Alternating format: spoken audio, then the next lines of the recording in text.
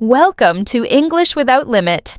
I'm Julia, and today I want to speak directly to you, not as a teacher, not as a coach, but as someone who truly understands what you're going through. Because if you're here, it means you're already trying. You've studied, you've watched the videos, you've taken the lessons, but still, when real people speak English, on the phone, in conversations, in daily life, it all feels so different. Faster, messier, harder, sometimes even unfair. Let me ask you something. Have you ever been in a conversation, maybe face-to-face or over the phone, where someone was speaking English and you recognized the words, but you couldn't follow what they were saying? You caught the first sentence, maybe the last one, but everything in the middle? Just noise. If that's ever happened to you, you are not alone. In fact, you're exactly who this podcast is for. There's something really important I want you to hear. This is not your fault. You are not bad at English. It's just that the way we usually learn English isn't how we actually hear it in real life. So let me ask you this. What if I told you that how you listen matters more than what you hear? Pause with that for a moment. Because learning to understand real-life English doesn't start with grammar books or vocabulary lists. It starts with retraining your brain to listen differently, to listen actively, with intention, with real-world situations in mind. Most people learn English in a clean, quiet way. Slow dialogues, clear pronunciation, perfectly scripted examples. But the real world? It's messy. People speak fast. They blend words. They use slang, emotions, idioms, and accents. And they don't slow down for you. So what do you need? Not more rules, not more lessons. You need a new way to train your ear for the English you actually hear. That's what we're diving into today. Let me tell you why this topic is so close to my heart.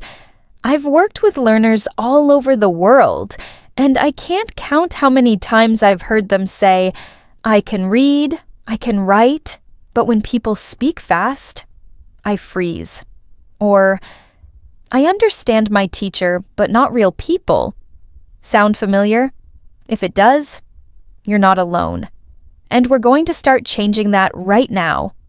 But first, if you've already felt something in this episode, if you've ever felt stuck between knowing English and understanding it, then I invite you to do something small but powerful.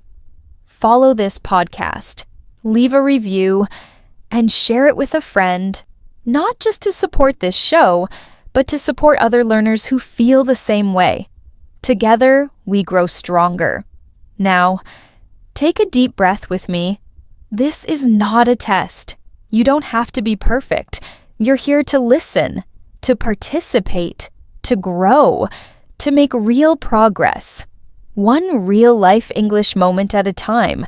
So no matter where you are right now, walking, commuting, washing dishes, sitting with a cup of tea, I want you to listen not just with your ears, but with your whole self.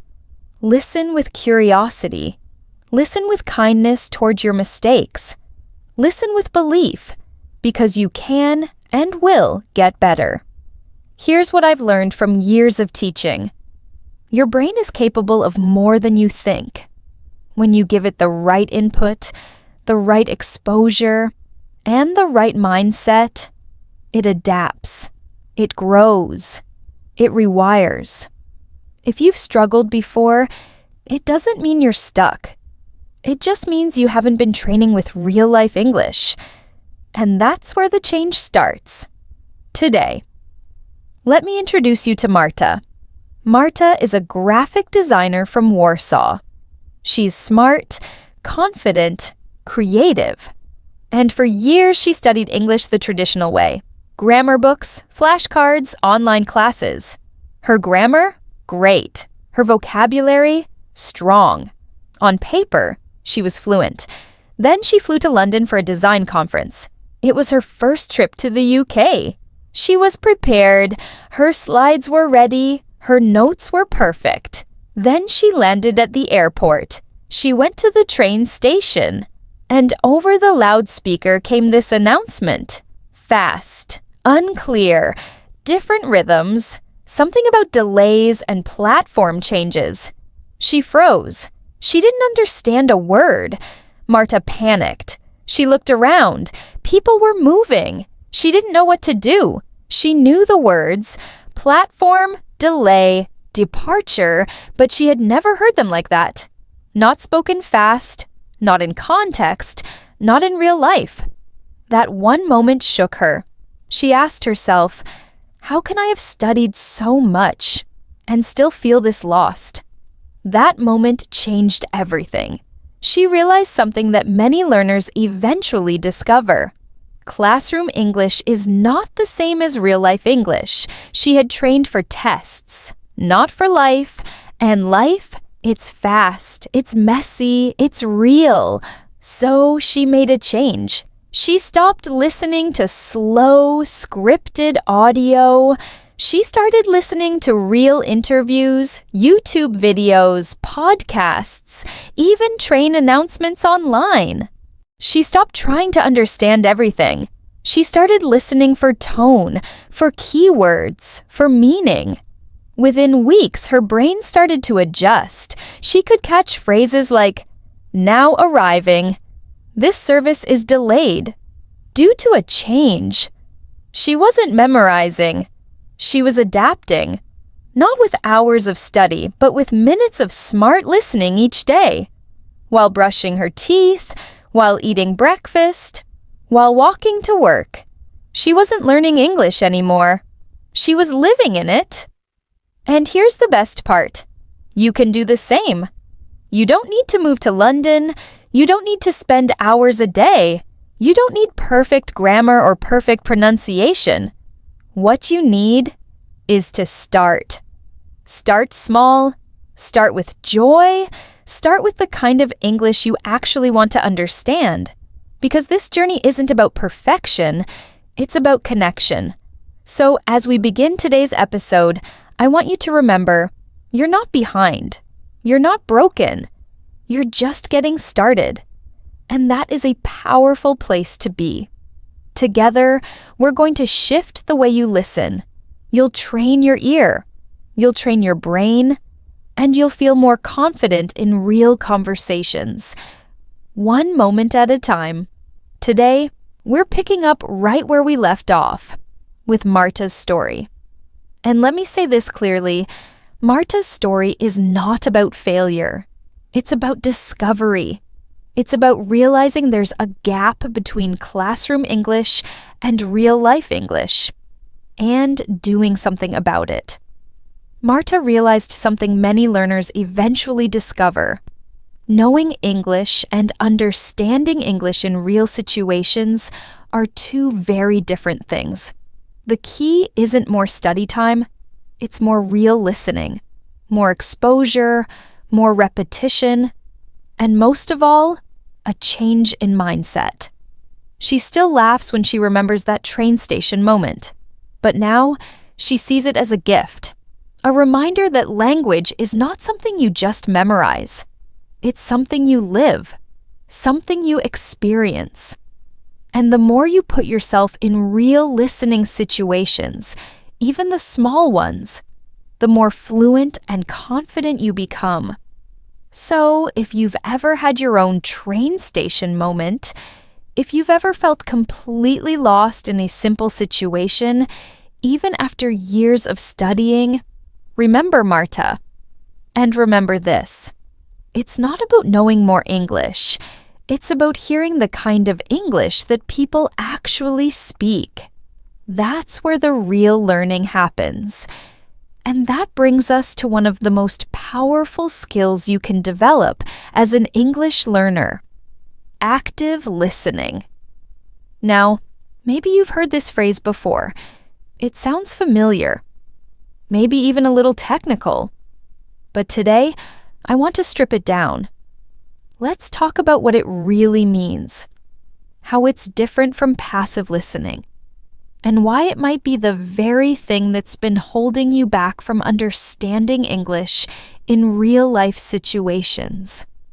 Because once you understand this difference, you'll start hearing things you never noticed before, even when people speak fast.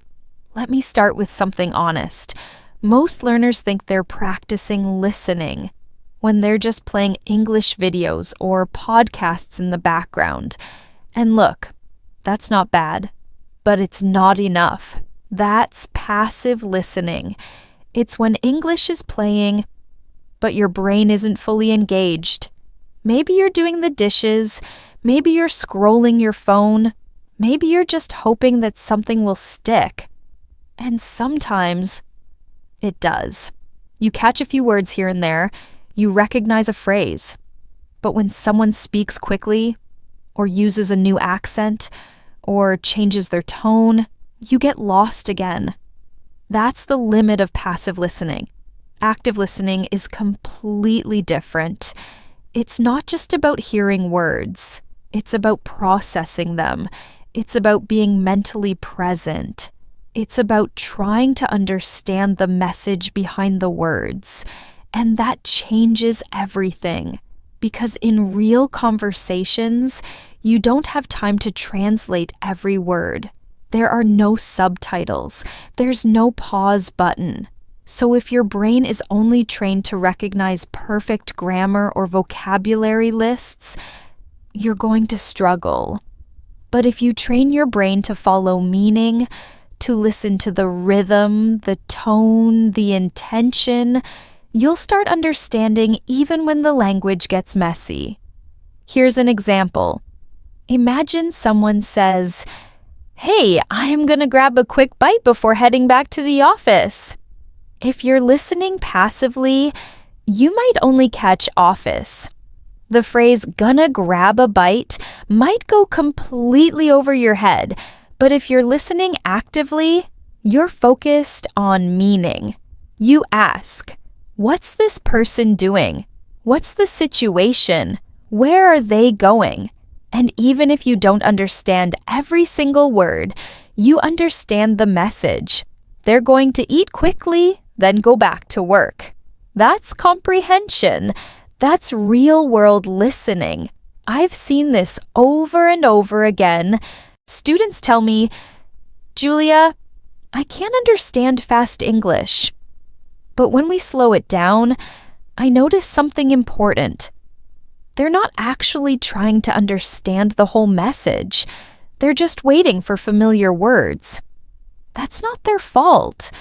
That's how most of us were trained in school.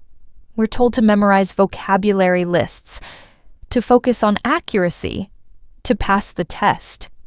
But language isn't a test. It's not a list. It's movement. It's connection. And to follow that movement, you need to listen with attention, with purpose, and with flexibility. So, how do you make that shift from passive to active listening? Here's how. First, change your goal. Stop aiming to understand every single word. Instead, aim to understand the intention.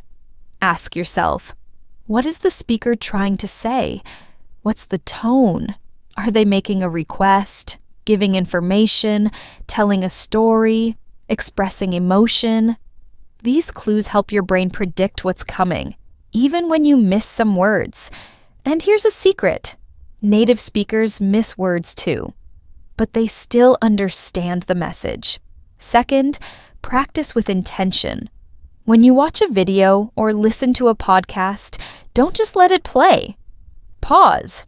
Ask yourself, what did I just hear? What was the main idea? Can I repeat it in my own words? Can I guess what's coming next? Try listening to a short clip twice, once for the general idea, then again for detail. And if you still miss something, that's okay. Come back to it later. Repetition is your friend. Each time you listen again, your brain gets a little faster, a little more accurate, a little more confident. Third, stop translating in your head. This one is huge. When you listen actively, you let English enter your brain as English. You don't stop to turn it into your first language. You just listen for the sound, the rhythm, the meaning. Yes, it takes time, but it starts with awareness. Every time you notice yourself translating, gently bring your focus back to the message. Ask, what's being said right now? What does it mean? Another great tip, listen for tone and emotion. Often, the tone gives you more than the words. If someone sounds excited, tired, worried, you'll feel it. Even if you miss the sentence. That's part of active listening too.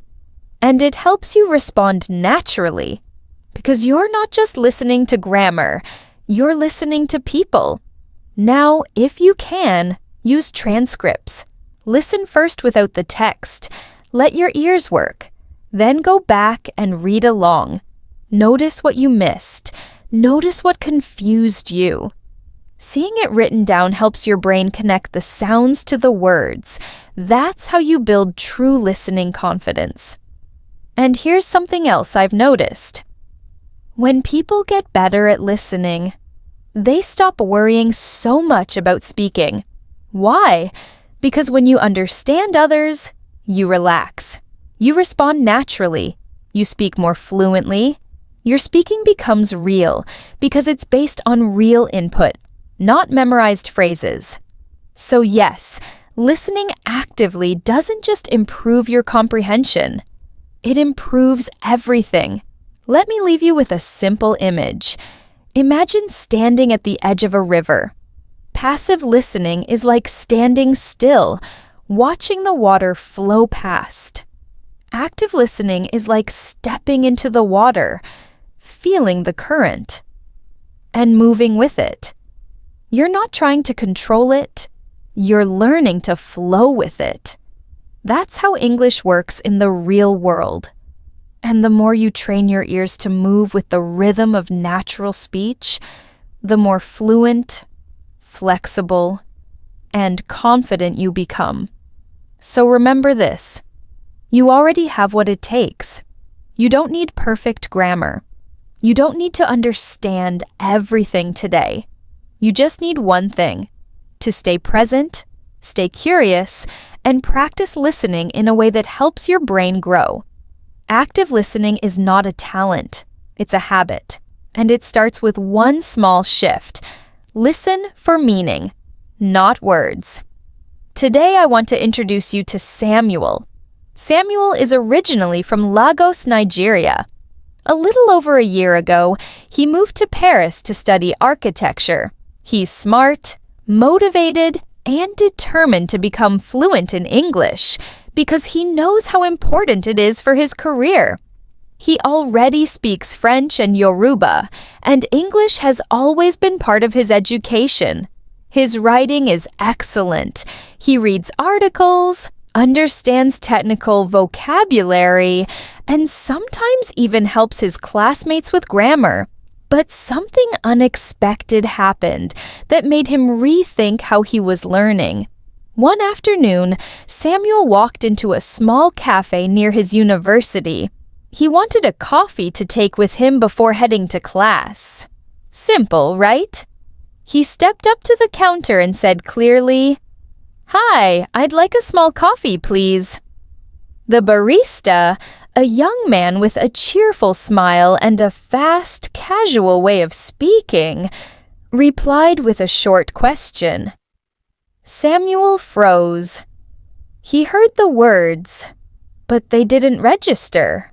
The barista had said something like, "For here or to go?" But with a thick local accent and a quick rhythm that Samuel wasn't expecting, he didn't recognize the phrase. In his English classes, they had used more formal language like, "Would you like to drink it here?" or "Take it away?" But this was real life, and no one talks like a textbook. Samuel just stood there for a second, confused. He smiled, unsure what to say. The barista repeated the question. A little louder, but still just as fast. Samuel hesitated, then pointed to the door and said, "To go." The barista nodded, made the coffee, and everything went on as usual. It was a small moment, over in seconds, but it left a big impact on Samuel. He walked out of that cafe feeling frustrated, not because he didn't know English, but because he realized something very important. He didn't know how people really speak English in casual, everyday situations. When he told me this story later, he laughed and said, "Julia, I've written academic essays in English, but that tiny question in the cafe, I had no idea what the guy was saying. It sounded like one long word. I've heard this kind of thing before. Maybe you've experienced it too. You study English for years, but when someone speaks quickly, or uses informal language, or has a regional accent, it's like you're hearing a different language. And in a way, you are. Let me give you a simple example. Imagine you're at a restaurant. The waiter walks over and says something quickly. Still working on that? If you isolate those words, they might sound confusing.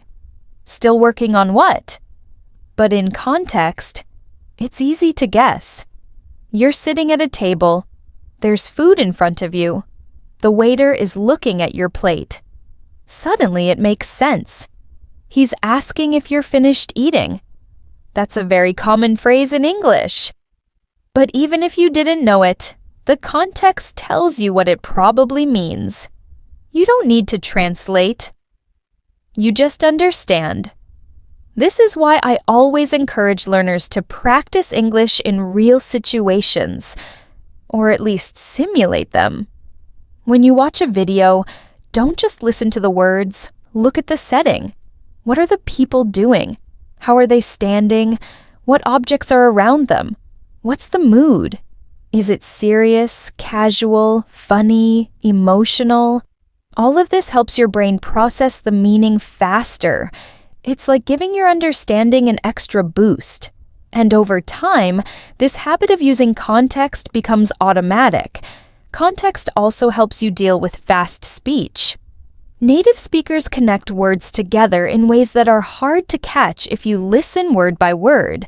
But if you know what's going on, your brain fills in the blanks. For example, if someone says, "What you up to?" very fast, it might sound like one strange sound.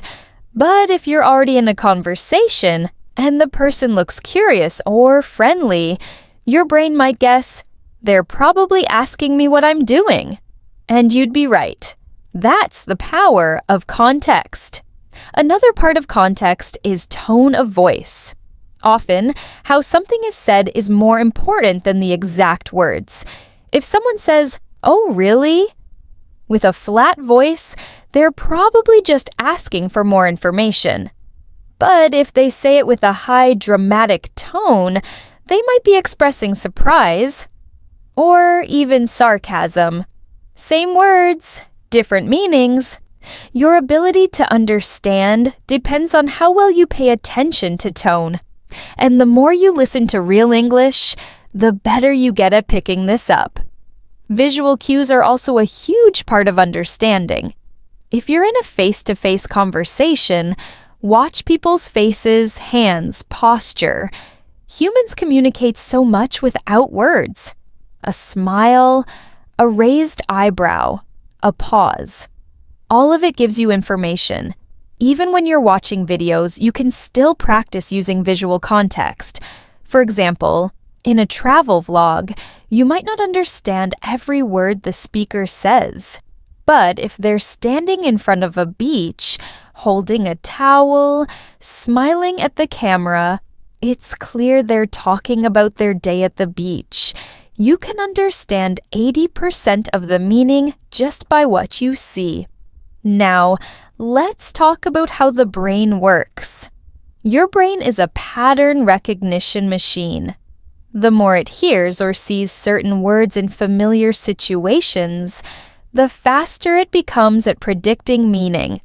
That's why watching similar scenes repeatedly, like ordering at a cafe, checking into a hotel, or asking for directions, can be incredibly helpful. Each time you give your brain more examples, when you're in a similar situation in real life, your brain recognizes the context and fills in the blanks before you even realize it. I've seen this with so many learners. Once they stop trying to understand every word and start focusing on the bigger picture, their confidence grows. They stop feeling overwhelmed. They become better at guessing meaning from clues. They realize it's okay not to catch every detail, as long as they understand what's going on. And that shift makes English feel much more natural and manageable. You don't need to memorize every phrase. You need to feel the situation. Put yourself in it mentally. Ask yourself, where are we? Who's talking? What's the purpose of this conversation? What might come next? This kind of thinking helps your brain stay active and engaged, even when the language gets fast or informal. Using context is not cheating. It's smart listening. It's how real communication works. No one understands 100% all the time, not even native speakers. But the difference is, fluent listeners know how to use all the clues around them. And you can learn to do that too. Start noticing the background. Pay attention to tone, emotion, location, gestures. Trust that your brain is capable of filling in the gaps, especially when you train it with meaningful real-life input. And remember, you don't have to catch every word to understand the message. You just need to be present, aware, and open to what the context is telling you. That's where real understanding begins. People talk fast. They use slang. They skip words. They speak with different accents. You understand a few words here and there, but not the full message. And that can feel frustrating. You start to doubt yourself. But here's what I want you to remember. It's not that you're not good at English. It's just that your brain hasn't been trained yet to recognize the rhythm, speed, and style of natural speech. The good news? You can train your ear. And it's simpler than you think. Let me walk you through a practical way to do that. It starts with choosing the right kind of audio. You don't need complicated academic material. What you need is real conversations, people speaking naturally. That could be a podcast where two friends talk about their weekend, a YouTube vlog from someone describing their day, a short documentary where someone shares a story. The key is that it's real, unscripted or spoken in a natural rhythm, not designed for learners. Once you have your material, here's the first step. Listen without subtitles or transcripts. Yes, without. I know that sounds difficult, but it's important. Your goal here is not to understand every word. Your goal is to catch the general meaning. Focus on the emotion, the topic, the voice. Is the person excited? Are they telling a story, asking a question, giving instructions? Even if you only understand 30 or 40%, that's okay. This first round is like warming up your ears. You're letting your brain absorb the sound without the pressure of full comprehension. After that first listen, play it again. But this time, turn on the subtitles or read the transcript if it's available. Now you're connecting the sounds with the words. You'll probably say to yourself, so that's what they were saying. This is the moment when things start to click. You begin to notice how certain phrases are actually spoken, how sounds are reduced or connected, how some words disappear or change in fast speech. For example, you might realize that "what are you doing" becomes "what you doing?" or that "going to" becomes "gonna." Seeing the transcript after hearing the audio helps bridge that gap. Then, I want you to listen a third time. Turn off the subtitles again, and now see how much more you understand. You'll notice a jump. Your brain has now matched the sound with the meaning, and on this round, things feel clearer. Maybe you understand 70%, maybe more. That's real progress. One of the most powerful strategies I recommend is repetition. I know, it doesn't sound exciting, but it works. Take a short audio clip, maybe just a 1-minute conversation, and listen to it multiple times. Day 1, you might only understand a few words. Day 2, you catch full phrases. Day 3, it feels familiar. By day 4, your brain predicts what's coming next. This is when real fluency begins. Not when you memorize new vocabulary, but when you recognize the sound and rhythm of language in real time. This is how native speakers develop listening skills too. We hear the same phrases, tones, and expressions over and over again until they're automatic. Think about your first language. How many times did you hear, "How are you?" or "What's going on?" before you really understood them? It was repetition, in different voices, in different situations. That's how language enters your brain and becomes part of your memory. So, make repetition your friend. Find a few clips that you like. It could be someone telling a story, an interview, a movie scene, a funny podcast moment. Play them again and again. Try shadowing, repeating the audio out loud after the speaker. This helps with pronunciation, rhythm, and also makes your listening sharper. When you repeat what you hear, your brain learns what to expect, and your ear becomes quicker at noticing when something changes. Another tip I love: choose content that you enjoy. Don't force yourself to listen to something just because it's educational. If you like travel, find travel vlogs. If you enjoy comedy, watch clips from funny interviews. If you love cooking, listen to recipe videos or food podcasts. When you enjoy what you're listening to, you stay more focused. You're not just learning English, you're having a good time in English. That makes the experience feel natural, not like homework. I also encourage you to vary the accents and speaking styles you hear. Listen to American, British, Australian, and other international speakers. Listen to people speaking fast and slow, formally and casually. This variety will stretch your listening skills and prepare you for the real world, where no two people speak exactly the same way. And yes, at first it may feel confusing, but after a while, your brain becomes incredibly flexible. You start noticing which phrases are universal and which ones depend on culture or region. Sometimes my students tell me, "But Julia, I don't have time." And I get that. Life is busy, but this doesn't have to be a big-time investment. Even 10 minutes a day is enough to make progress. You can listen while brushing your teeth, walking the dog, riding the bus, cooking dinner. You can even re-listen to a short clip while waiting in line or doing chores. It's not about how much time, it's about how often you do it. And don't worry if you miss things. That's part of the process. There's no need to understand everything the first time. Listening is a skill that grows quietly. You don't always notice the changes day to day. But then, one day, someone says something fast in English, and you get it. You don't translate. You don't panic. You just understand. That's the moment your training pays off. You're not just learning words. You're tuning your brain to a whole new frequency. The more you listen, the more that frequency becomes familiar.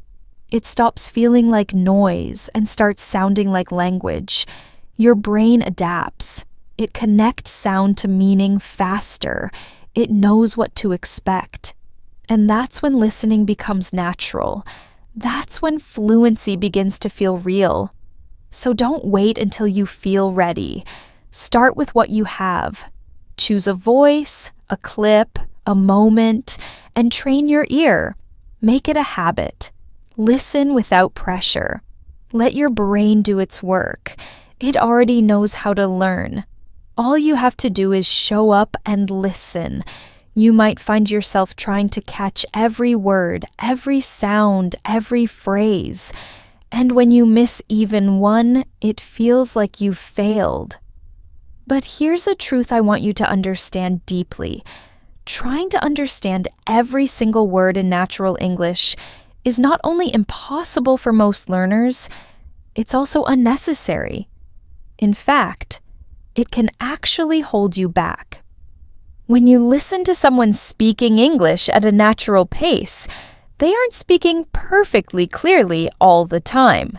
They connect words, reduce sounds, drop some parts, and rely on shared knowledge and context. That means the listener is expected to fill in the blanks sometimes, to use context, clues, tone, body language, and the general topic to understand the message. If you focus on catching every word, you might miss the bigger picture. I often tell my students to think about understanding enough rather than understanding everything. It's a mindset shift that changes everything. Imagine you're watching a movie in English. You don't need to translate every sentence. You don't need to know the meaning of every single word. You just need to follow the story, catch the emotions, and get the main ideas. That's enough to enjoy and understand. The same applies to real-life conversations. You want to catch enough to respond, to keep the conversation going, to know what's happening. This idea can be liberating. It frees you from the pressure of perfection and lets you focus on communication. Instead of getting stuck on one word, you move forward with what you understood. And guess what? Most native speakers do this naturally too.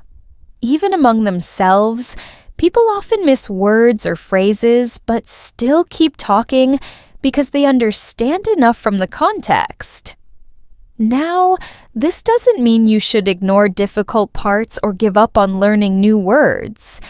It means that in the moment of listening, especially when the speed is natural, you accept that full comprehension might not happen.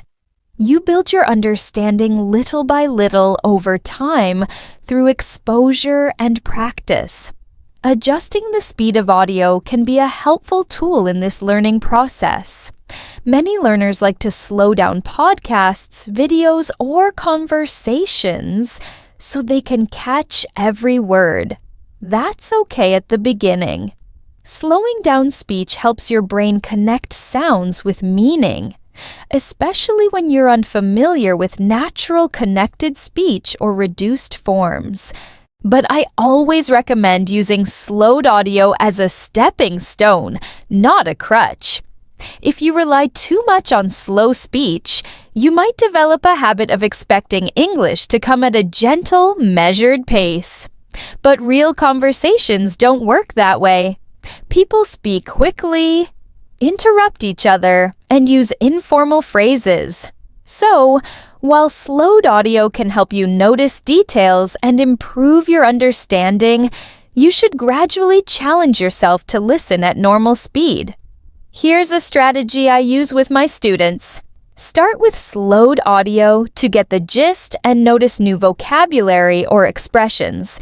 Then, listen to the same audio at normal speed, even if you understand less.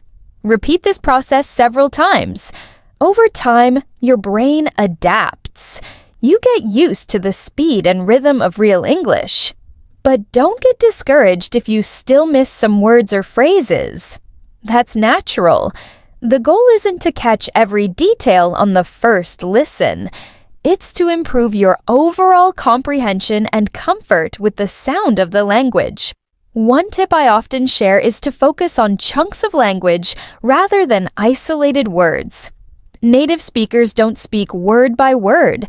They use groups of words together, like, "How's it going?" or "I'm going to check that out."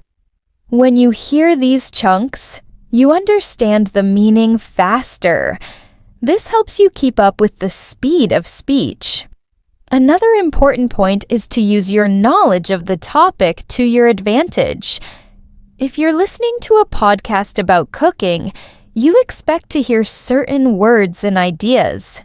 Your brain gets ready for this, so you can fill in parts that are unclear. When you combine this with accepting understanding enough, you get much better at listening naturally. It's also helpful to remember that comprehension is not a straight line. Some days you'll understand a lot, other days you'll struggle. That's normal.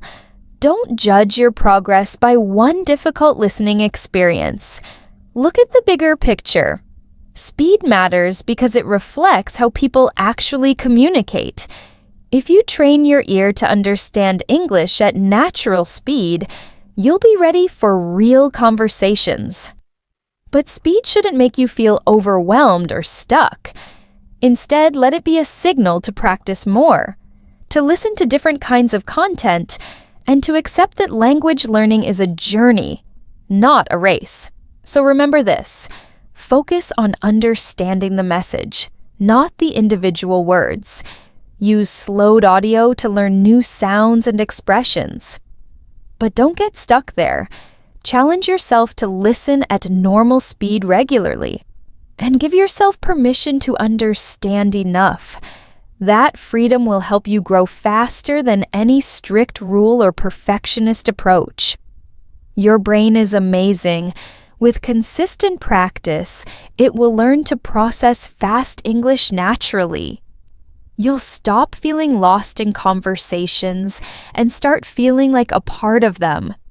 And that's when listening truly becomes enjoyable and effective. When it comes to improving your English listening skills, one of the most important things I want you to understand is this: focus on the ideas, not on individual words. This might sound obvious, but so many learners get stuck trying to catch every single word and lose sight of the bigger picture. Let me explain why. Shifting your attention to ideas instead of words can make your listening much easier and more effective.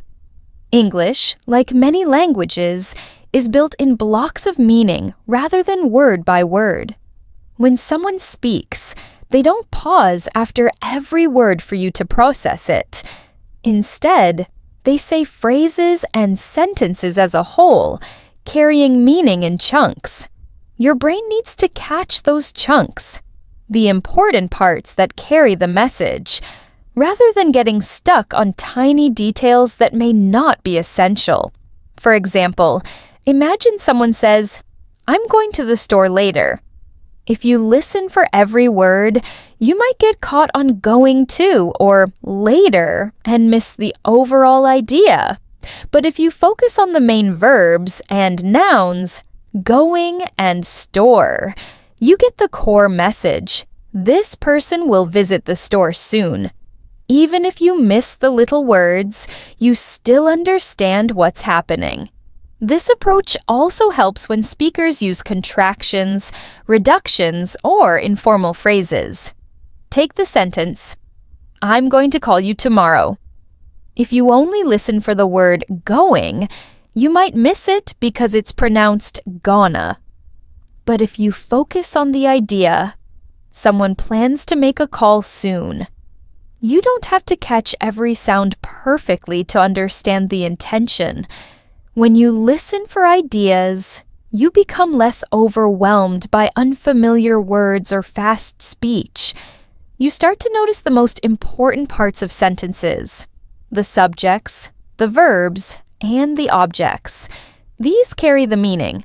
Smaller words like prepositions, articles, or auxiliary verbs are important, but usually don't change the main idea.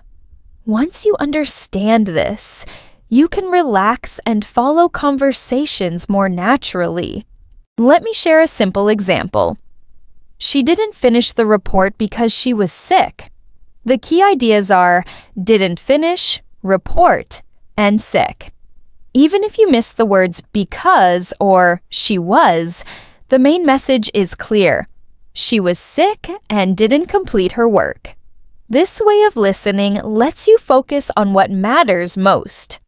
Another useful tip is to pay attention to the verbs and nouns in sentences because they often reveal the speaker's intention. Verbs tell you what's happening, and nouns tell you who or what is involved. When you catch those, you understand the core of the message. For instance, in the sentence, they decided to cancel the meeting, decided, cancel, and meeting are the crucial parts. You don't need every other word to get the point. This method also helps when people speak quickly or use complex sentences. You might not follow every detail, but if you can grasp the main ideas, you can keep up with the conversation. Your brain will fill in the gaps naturally as you become more familiar with common phrases and sentence structures. When I work with students, I often encourage them to practice this by listening to short clips and summarizing the main ideas instead of trying to write down every word. This trains your brain to focus on meaning, which is the ultimate goal of communication. Another thing to remember is that context is your friend. If you know the topic of conversation, it's easier to predict and understand ideas even if some words are unclear. For example, if you're listening to a discussion about travel plans, you expect to hear words like flight, hotel, or schedule. Your brain uses this context to focus on relevant ideas and not get distracted by unknown words. You can practice this skill with podcasts, videos, or conversations by asking yourself after listening, what was the main point? What did the speaker want to say? This active reflection strengthens your ability to pick out important ideas quickly. It's also helpful to practice with different types of speakers and accents. Different people might express the same idea in different ways. When you focus on ideas instead of words, you become more adaptable. You learn to understand meaning even if the vocabulary or pronunciation changes. Remember, communication is about sharing ideas. You don't need to understand every single word to connect with someone or participate in a conversation. When you focus on the overall message, you reduce stress and increase your confidence. So, next time you listen to English, try to catch the main ideas first. Don't worry if you miss small words. Pay attention to the verbs and nouns, because they usually hold the key meaning. Use the context to guide you. This way, listening becomes less about perfection and more about understanding and connecting. Over time, this shift in focus will make listening easier and more enjoyable. You'll notice that you can follow conversations more smoothly, even when people speak fast or use informal language. And the best part? This approach trains your brain to think in English, seeing language as meaning, not just words.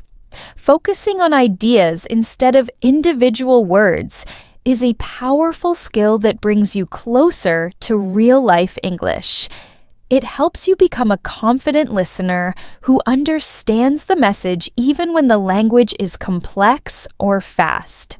This is a key step toward fluency.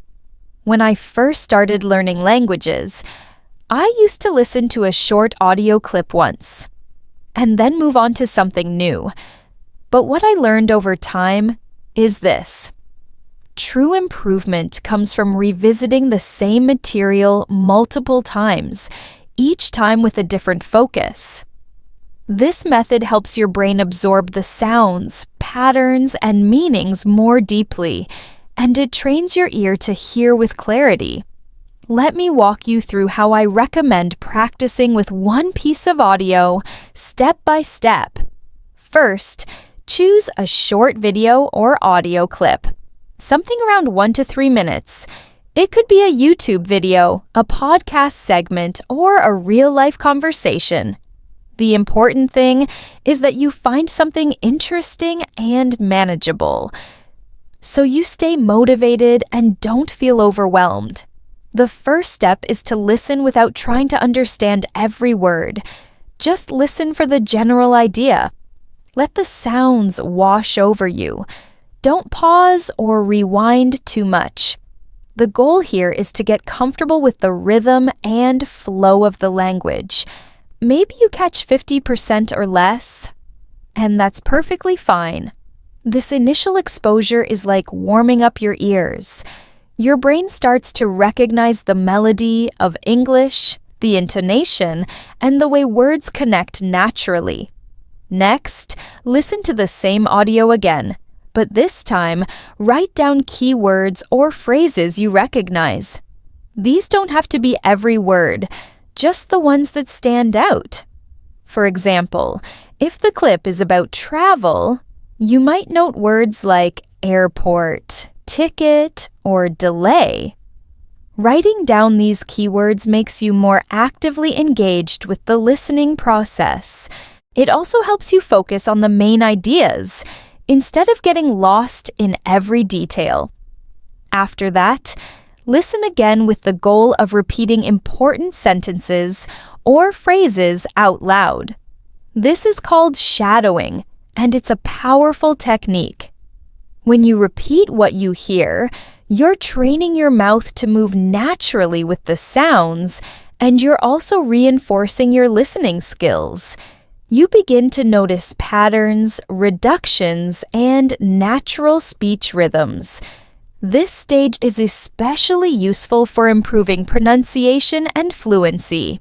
At this point, if a transcript or subtitles are available, use them to check your understanding. Read along with the audio to connect the spoken words with their written form. This visual confirmation helps you see how words are linked and reduced in fast speech. It also builds your vocabulary and helps you notice grammar and context. Now, you might wonder, isn't this repetition boring? It might feel repetitive at first, but I promise you, it's one of the smartest ways to learn. By reusing the same audio in different ways, you're training your brain to process English faster and more accurately. You're building listening confidence step by step. Another benefit is that repetition helps you learn to predict language. After several listens, you start anticipating what comes next in the conversation. This makes real-life listening much easier because you're not just decoding sounds. You're actively expecting meaning. I encourage you to experiment with this method using videos or audio clips from YouTube or podcasts you like. Pick something short and replay it with intention. One day, listen just for understanding. The next day, focus on writing keywords. Then try shadowing. This variety keeps the practice fresh and engaging. You can also mix it up by changing your environment. Listen while you're commuting, cooking, or taking a walk. Use headphones to catch details, or listen out loud to practice your speaking skills.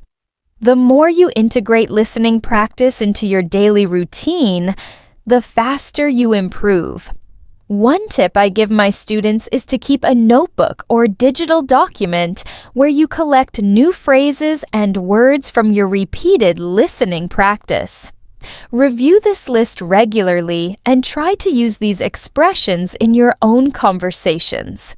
This way, listening becomes not only about understanding, but also about active language use. Remember, learning English is a marathon, not a sprint. The repetition and reuse of audio give your brain the time and exposure it needs to internalize language naturally. It's not about speed. It's about quality and consistency. So pick one audio and use it many times in different ways. Listen first, write keywords, repeat sentences, check with a transcript if you can, and then use what you've learned actively. This smart repetition will help you hear English more clearly, understand it faster, and speak it with more confidence. I want to share something very honest with you today. Something that many learners don't often talk about. Even advanced English speakers make mistakes when listening. Yes, it's true. You might have reached a level where you feel confident reading, writing, and even speaking English well. But when it comes to listening, there will still be moments when things slip through your ears. I want you to know that this is completely normal, and it happens to everyone, including me. Let me tell you about a personal experience that really stuck with me. Not too long ago, I was at a dinner party with some friends. Everyone was relaxed, laughing, sharing stories. Suddenly, someone told a simple joke. Something light and funny that made everyone else laugh right away. But I didn't get it. I sat there quietly, trying to process what they said, replaying the words in my head, but the punchline just didn't click. I felt a little embarrassed, but I didn't want to interrupt or ask for the joke to be explained because I thought I should understand it. I speak English well, but the truth was, I missed the joke because of the way it was said. Maybe the timing was quick, or the speaker used some slang or cultural reference I wasn't familiar with. Maybe the tone was subtle. Whatever it was, I didn't catch it in the moment. Later, one of my friends kindly explained the joke, and I laughed with them, realizing how easy it is to miss things when listening in real life. That moment reminded me how complex listening really is. It's not just about understanding vocabulary or grammar. It's about catching nuances, emotions, cultural hints, and sometimes humor. It also depends on the context, the speaker's style, and even your own mood or focus at the time. I want you to feel comfortable with the idea that making mistakes while listening is part of the process. It doesn't mean you're not good enough or that you're failing. It means you're human, and it means you're learning. Listening is a skill that grows with time and exposure. And when I say exposure, I mean the continuous experience of hearing English in different situations. Formal, informal, fast, slow, clear, or messy. Each exposure teaches your brain something new. Some days you'll understand everything. Other days, you might feel lost. Both are normal, and both are necessary for growth. One of the hardest things about listening is that it happens in real time. Unlike reading, where you can slow down or reread, listening forces you to process sounds immediately. So missing parts or misunderstanding is natural, especially in fast or casual conversations. Instead of feeling discouraged when you don't understand something, I encourage you to be curious. Ask yourself, what made this hard to understand? Was it the speed, the accent, the vocabulary, or something cultural? Then look for opportunities to practice that area more. Also, don't be afraid to ask for clarification in real conversations. People are usually happy to help and appreciate your effort to understand. Simple phrases like, "Could you say that again, please?" "I didn't catch that." "Can you explain?" These are very useful and show that you're engaged. Another important thing is to give yourself grace. Language learning is a long journey. It's full of ups and downs, successes and challenges. When you accept mistakes as part of the process, you reduce anxiety and open the door to more learning. I often remind my students that fluency doesn't mean perfection. It means being able to communicate effectively despite occasional misunderstandings or errors. The more you listen, the better you get. And over time, those moments of confusion become fewer and farther between. So when you find yourself missing a joke, a phrase, or a sentence, remember that it happens to all of us. Use it as a chance to learn, not to feel discouraged. Keep listening, keep practicing, and trust that your understanding will improve with time and patience. Being kind to yourself during this process is just as important as the practice itself. Listening is a skill that develops slowly, and every experience, even the mistakes, brings you closer to your goal. I hope my story helps you see that you're not alone in this. Listening is hard, but it's also rewarding. The key is to keep going, keep exposing yourself to English, and embrace the fact that mistakes are just stepping stones on your path to fluency. So, here's the truth I want you to remember. Mastering English listening is not about perfection. It's about persistence. It's about patience. And most of all, it's about kindness to yourself. Every time you listen, whether you catch every word or miss some, you're training your brain. You're growing, you're moving closer to fluency. Mistakes? They're not setbacks, they're stepping stones. The more you embrace this process, the more confident and natural your English will become. Keep showing up. Keep listening with an open mind. And trust that your brain is powerful enough to understand. Because when you do, English stops being a challenge and starts being a part of your life, without limits. Thank you for being here with me today on English Without Limit. I'm Julia, and I'll see you next time. Keep going. You've got this.